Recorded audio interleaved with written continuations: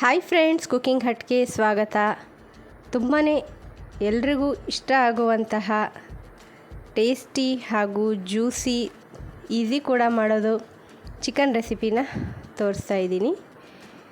ಇದು side dish ಆಗೂ ತಿನ್ಬೋದು ಅಥವಾ ಸ್ಟಾರ್ಟರ್ ಆಗೂ ಇದನ್ನು ತಿನ್ಬೋದು.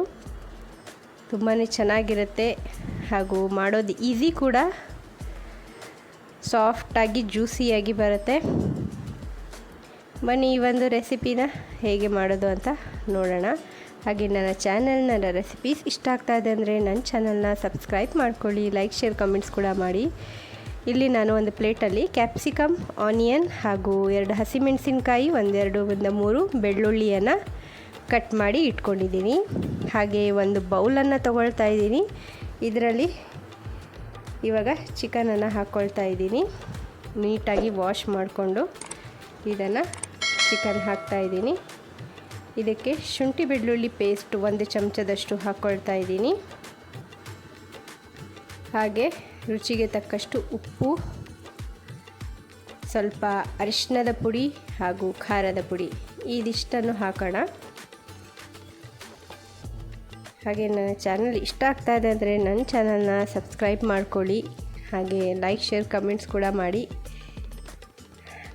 ಇಲ್ಲಿ ರುಚಿಗೆ ತಕ್ಕಷ್ಟು ಉಪ್ಪು, 1 ಚಮಚದಷ್ಟು ಶುಂಠಿ ಬೆಳ್ಳುಳ್ಳಿ ಪೇಸ್ಟು, ಹಾಗೆ ಒಂದು ಅರ್ಧ ಚಮಚದಷ್ಟು ಅರಿಶಿಣದ ಪುಡಿ ಹಾಗೂ 1 ಚಮಚದಷ್ಟು ಖಾರದ ಪುಡಿ, 1 ಚಮಚದಷ್ಟು ಕಾರ್ನ್ಫ್ಲೋರ್ ಇದಿಷ್ಟನ್ನು ಹಾಕ್ಕೊಂಡು ಮಿಕ್ಸ್ ಮಾಡಿ ಒಂದು 20 to 25 ಮಿನಿಟ್ಸ್ ಇದನ್ನು ಮ್ಯಾರಿನೇಟ್ ಮಾಡಿ ಇಡೋಣ. ಇದು ಅರ್ಧ ಚಮಚದಷ್ಟು ಧನಿಯಾ ಪುಡಿಯನ್ನು ಹಾಕ್ಕೊಂಡಿದ್ದೀನಿ.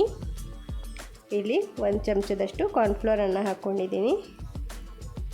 ಇದನ್ನು ಮಿಕ್ಸ್ ಮಾಡಿ ಮ್ಯಾರಿನೇಟ್ ಮಾಡಿ ಇಡೋಣ. ಇದರಲ್ಲಿ ನೀವು ಬೇರೆ ತರಕಾರಿಗಳನ್ನ ಬೇಕಾದರೂ ಸೇರಿಸ್ಕೋಬೋದು. ನಾನಿಲ್ಲಿ ಕ್ಯಾಪ್ಸಿಕಮ್, ಆನಿಯನ್ ಇದನ್ನೆಲ್ಲ ಸೇರಿಸಿದ್ದೀನಿ. ಒಂದು ಅರ್ಧ ಚಮಚದಷ್ಟು ವೆನೆಗರನ್ನು ಹಾಕ್ಕೊಂಡಿದ್ದೀನಿ. ಇದನ್ನು ಇವಾಗ ಮಿಕ್ಸ್ ಮಾಡ್ಕೊಳ್ಳೋಣ ಚೆನ್ನಾಗಿ. ವೆನೆಗರ್ ಇಲ್ಲ ಅಂದರೆ ನಿಂಬೆ ರಸ ಹಾಕ್ಕೊಳ್ಳಿ, 1 ಚಮಚದಷ್ಟು ನಿಂಬೆ ರಸವನ್ನು ಹಾಕ್ಕೊಳ್ಳಿ. ಕಾರ್ನ್ಫ್ಲೋರ್ ಬದಲಿಗೆ ಮೈದಾ ಕೂಡ ಯೂಸ್ ಮಾಡ್ಬೋದು. ಹಾಗೆ ಇಲ್ಲಿ ಸ್ವಲ್ಪ ಆಯಿಲನ್ನು ಇಟ್ಟಿದ್ದೀನಿ. ಇದಕ್ಕೆ ಇವಾಗ ಎಲ್ಲ ಚಿಕನ್ ಪೀಸ್ಗಳನ್ನ ಹಾಕ್ಕೊಳ್ಳೋಣ. ನಾನು ಡೀಪ್ ಫ್ರೈ ಮಾಡ್ತಾಯಿಲ್ಲ, ಶಾಲೋ ಫ್ರೈ ರೀತಿಯಲ್ಲಿ ಮಾಡ್ಕೊಳ್ತಾ ಇದ್ದೀನಿ. ಹಾಗೆ ಮಿಕ್ಕಿರೋ ಮಸಾಲೆ ಕೂಡ ಹಾಕ್ತಾಯಿದ್ದೀನಿ. ಇದನ್ನು ಮುಚ್ಚಿ ಒಂದು ಸ್ವಲ್ಪ ಹೊತ್ತು ಬೇಯಿಸ್ಕೊಳ್ಳೋಣ ಹೀಗೆ. ಹಾಗೆ ಕ್ರಿಸ್ಪಿ ಆಗೋವರೆಗೂ ಇದನ್ನು ಹೀಗೆ ಫ್ರೈ ಮಾಡ್ಕೊಳ್ಳೋಣ. ನೀವು ಇದರ ಬದಲಾಗಿ ಡೀಪ್ ಫ್ರೈ ಕೂಡ ಮಾಡ್ಬೋದು. ನಾನು ಇದೇ ರೀತಿಯಾಗಿ ಇದನ್ನು ಫ್ರೈ ಮಾಡ್ಕೊಳ್ತಾ ಇದ್ದೀನಿ, ಶಾಲೋ ಫ್ರೈ ರೀತಿಯಲ್ಲಿ. ಹಾಗೆ ಕ್ರಿಸ್ಪಿ ಆಗೋವರೆಗೂ ಹೀಗೆ ಇದನ್ನು ಫ್ರೈ ಮಾಡ್ಕೊಳ್ಳೋಣ. ಹಾಗೂ ಚೆನ್ನಾಗಿ ಬೇಯುತ್ತೆ ಕೂಡ ಹೀಗೆ. ನಾನು ಮುಚ್ಚಿ ಒಂದು 10 ನಿಮಿಷ ಬೇಯಿಸ್ಕೊಂಡಿದ್ದೀನಿ ಚೆನ್ನಾಗಿ. ನೋಡಿ, ಈ ಥರ ಚೆನ್ನಾಗಿ ಕ್ರಿಸ್ಪಿಯಾಗಿ ಫ್ರೈ ಆಗಿದೆ. ಇದನ್ನು ಇವಾಗ ತೆಗಿತಾ ಇದ್ದೀನಿ.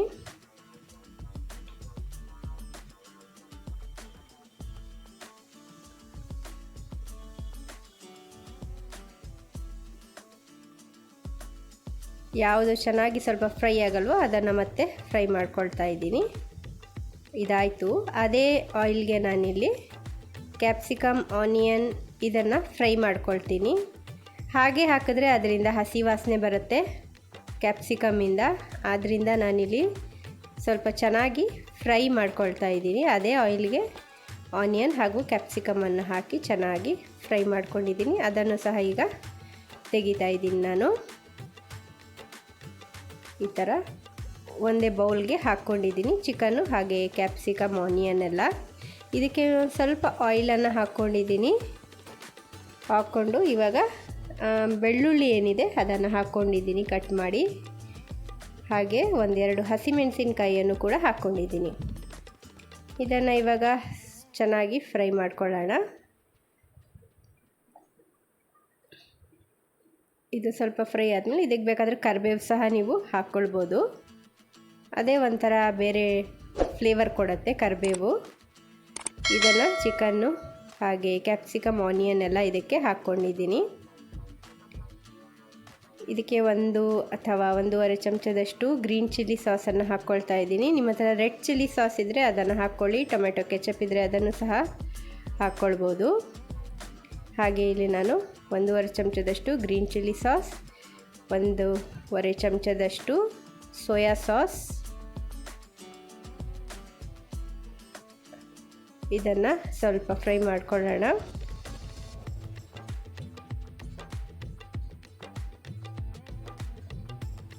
ಹಾಗೆ 1 ಚಮಚದಷ್ಟು ಕಾರ್ನ್ಫ್ಲೋರನ್ನು ನಾನು ನೀರಲ್ಲಿ ಮಿಕ್ಸ್ ಮಾಡಿ ಇಟ್ಟಿದ್ದೀನಿ.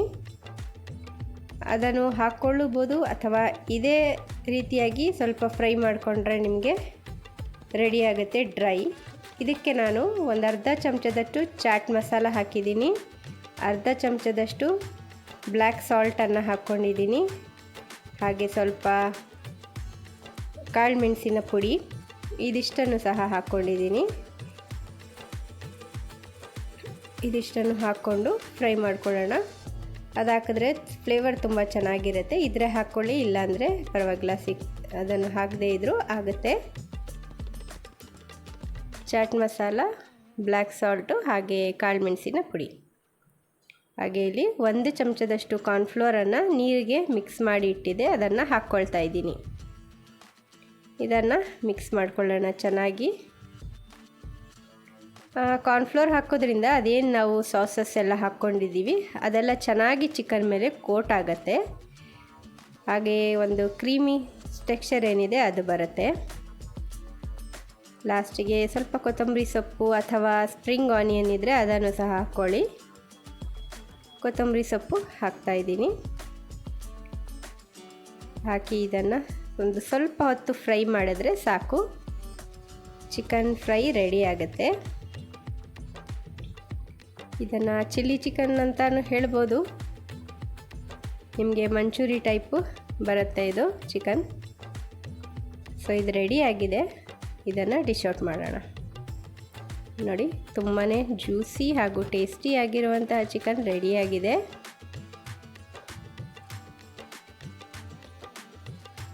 ತುಂಬಾ ಈಸಿ ಕೂಡ. ಒಂದ್ಸತಿ ಮನೆಯಲ್ಲಿ ಟ್ರೈ ಮಾಡಿ. ಮತ್ತೆ ಸಿಗ್ತೀನಿ ಇನ್ನೊಂದು ಹೊಸ ರೆಸಿಪಿಯೊಂದಿಗೆ. ಅಲ್ಲಿವರೆಗೂ ಟೇಕ್ ಕೇರ್, ಬಾಯ್.